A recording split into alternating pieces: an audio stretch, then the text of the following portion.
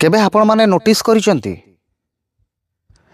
दिन रे धोब फर फर लुगा पिंधिकी बहुत भल भल कथा कहूथिबा मनीष गुड़ा राति रे नृशंस पलटि जाती।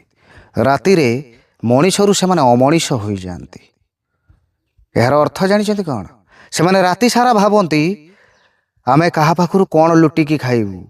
से माने राति सारा चिंता करती आमे कहार कौन कले सी आम पाखक आसब, आम प्रति आसक्त हब।